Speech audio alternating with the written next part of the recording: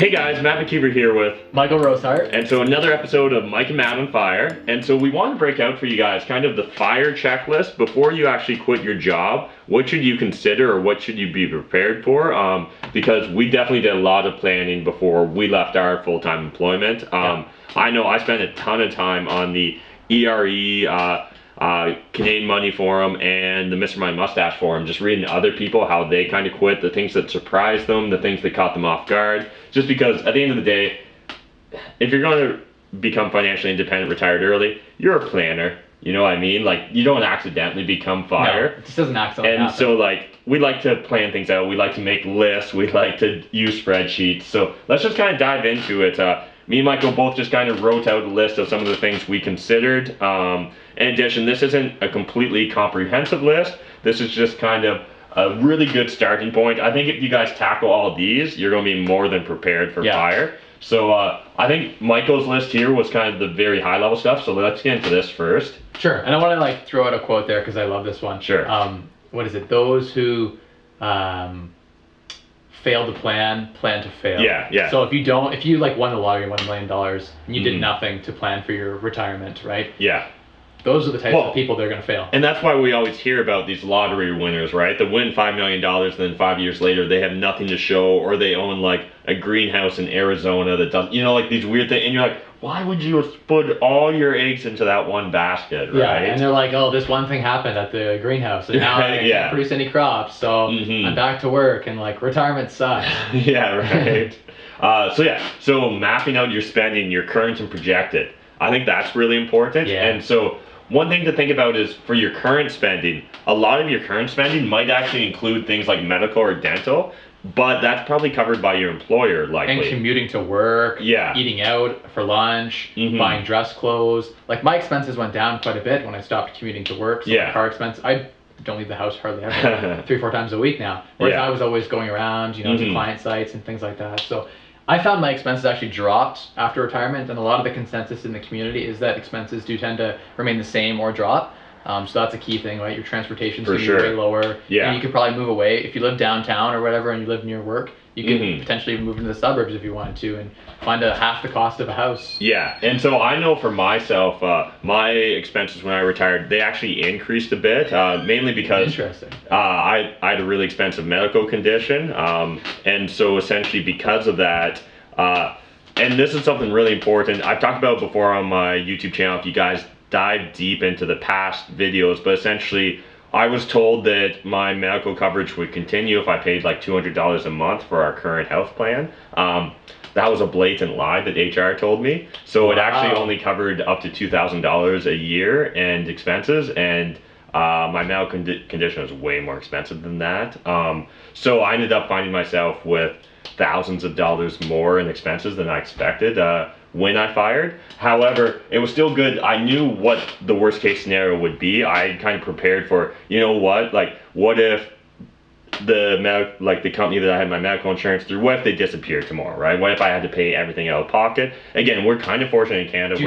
Did you get a plan in the end, or did you find an individual? Well, like I'm essentially uninsurable because of my medical condition, right? So you're self-insured. Yeah, essentially. But one tip for people that maybe do have very expensive medical conditions, you can actually negotiate with the drug company. The drug companies want your business, and so if you don't have a medical plan, they'll often substantially reduce the cost of your prescriptions on your behalf. I don't want to rock the boat too much with the deal I got on the go, but like I'm talking under 50% of the cost as I'm paying. As well, your even state pharmacies will negotiate, like they'll do cash deals, or like I remember at medicine it was $100 just after I left my employer, and I had no health coverage at all, and I figured I was healthy enough guy that it'd be fine. And I remember going to the pharmacy and he's like, it'd be $109 or whatever, and I was like, I'm sick, I need this medication.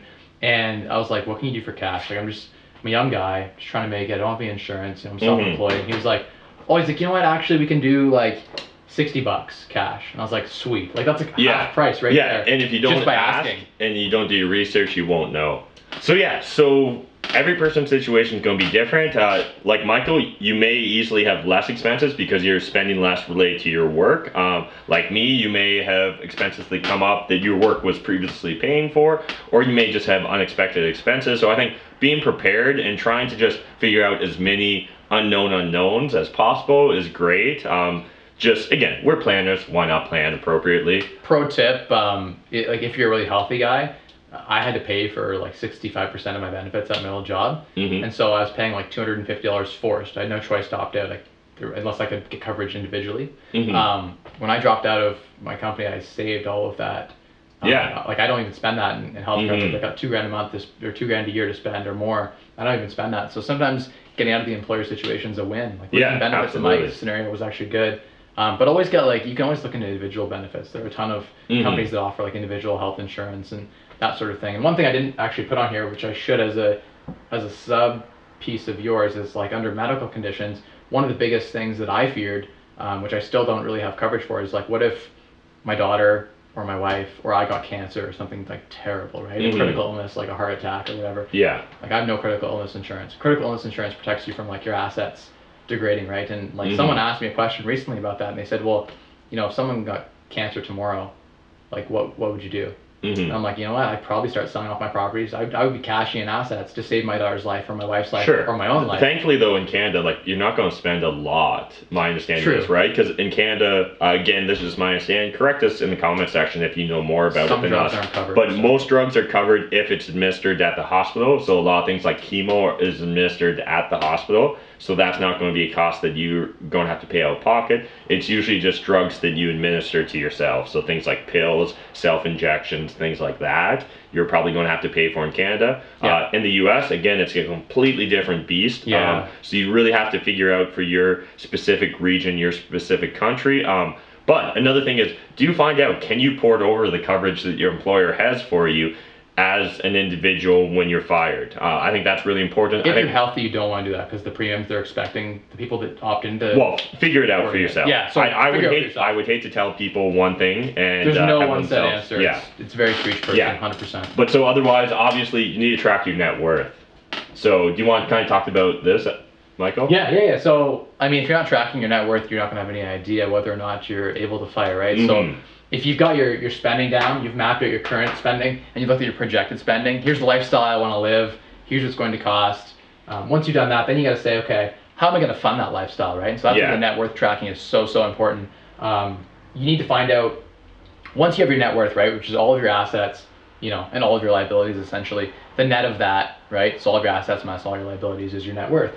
I would go a step further, right, and track and break out all of those assets into different categories, right? So I had categories like non-investable assets. So things like my computers, my technology, my car, those are all non-investable assets. So they don't produce any cash flow. And for that reason, I don't include them in my 4% safe withdrawal rate. So I actually just exclude them from my net worth. From your net worth entirely. So that's one way to do it as well. And you want to look at like the net, obviously, on some of those assets too. So for instance, if you had, a property and it had a huge, tax liability you're gonna have to pay potentially, and fees associated with that, you'd factor that in and you get an investable net worth. And I went from the investable net worth. So for instance, and then you go asset by asset. So let's say you owned like a piece of land or something you plan to develop like 5 years from now, or a farmland or something, right? And you're getting, say, 2.5% rate of return, which is pretty common around here for like land.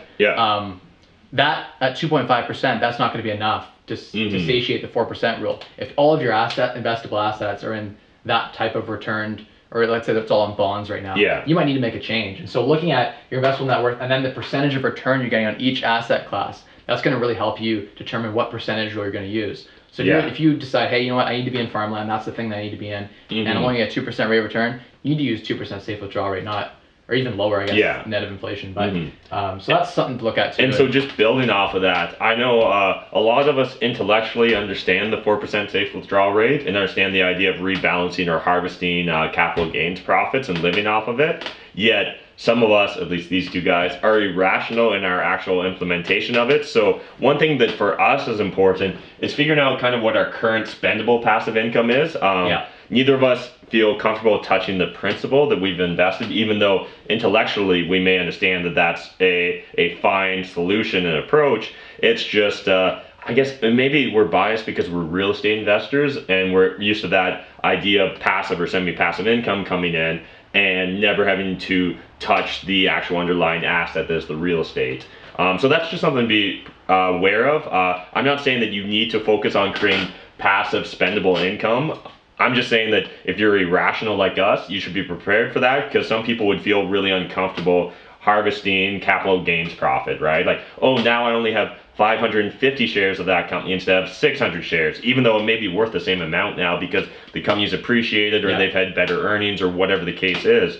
I just know my reptilian brain or whatever, my irrationality,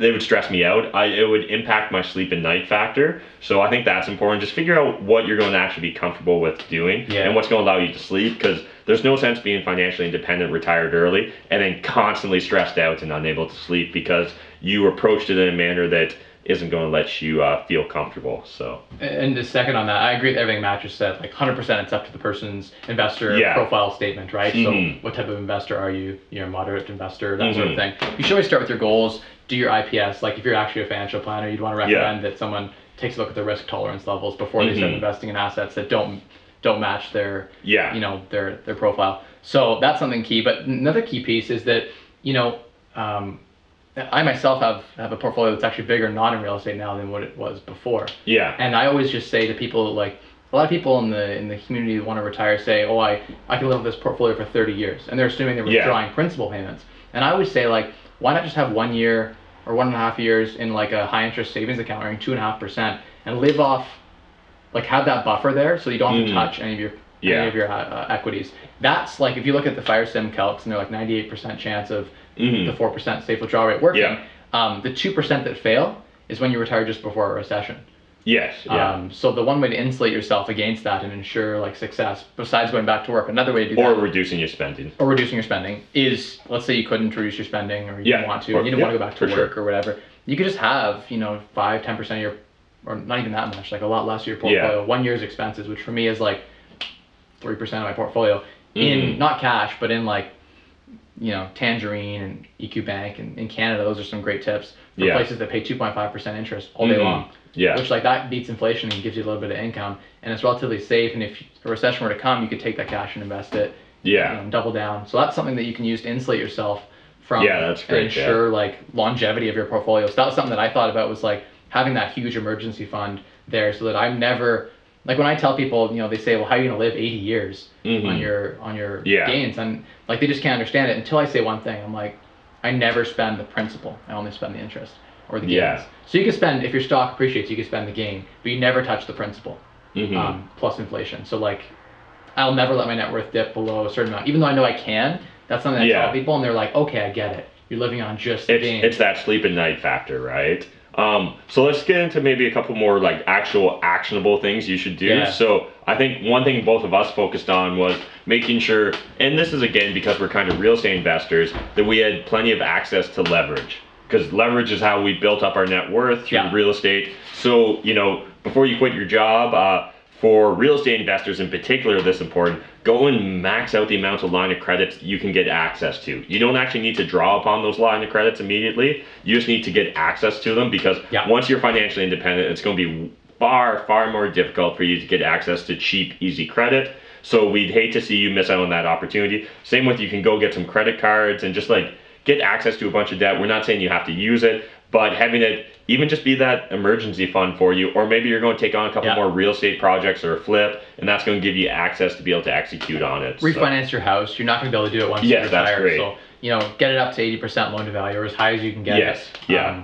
That makes sense for you and your risk tolerance. That's key. I did that right before I retired. I took on like 4 or 5 projects and maxed out my credit, doubled my available credit. And that was key, because I wouldn't have been able to get the credit afterwards. And another thing I think is important to think about is, a lot of people, they kind of want to celebrate, or they have a big milestone goal for when they reach financial independence. So maybe it's travel the world for a year, and that may result in higher expenses than you otherwise would in your day-to-day living, and there's nothing wrong with that, but just kind of plan that into your financial plan for when you quit, right? I know neither of us really did anything too crazy. I did a 3-week trip across Canada, but not really. But like, did that really? That's probably almost the same spending as you would have done at home. You know what I mean? Like, $2,000. It's yeah. It was nothing. But we're not saying that you have to be like us. If you want to do that round the world trip for 365 days, awesome. Just plan it into your financial plan and make sure you're aware of it before you quit. Yeah, check out some really cool travel blogs. There are people who get around the world for like 30 grand for a year. So there's ways to travel really affordably. You don't feel like you have to spend like $1 million. No, you absolutely don't need to at all. Otherwise, I think one really important thing is negotiating severance or terms. Yeah. So a lot of us have more power in our jobs than we give ourselves credit for. The cost of replacing an employee, particularly at a unexpected or unforeseen departure, can be very expensive to a company. Hiring someone onboarding them, particularly if the previous person's not there to onboard them, can result in a lot more cost to the company and a less effective implementation or training of the new employee. So don't be afraid to reach out to your boss or HR department or whoever's the best person in your organization and say, look, I'm planning to leave. And obviously, don't give them the heads up until you're already prepared in case they decide to approach the situation differently. That's not in your best interest. Yeah, you want to hold your cards tight. Yes. But when you're ready, like if you know tomorrow you could give your 2 weeks notice, instead of giving your 2 weeks notice, why not sit down with someone in your company and say, look, this is what's going to happen, but I'm willing to stay on for an extra couple months if you pay me a retention bonus, and I'll train my replacement perfectly, right? I'll create all kinds of documentation and systemize what I do so that they can easily replicate my success in my position. So I negotiated a small, I mean, I could have probably done better, but I negotiated a decent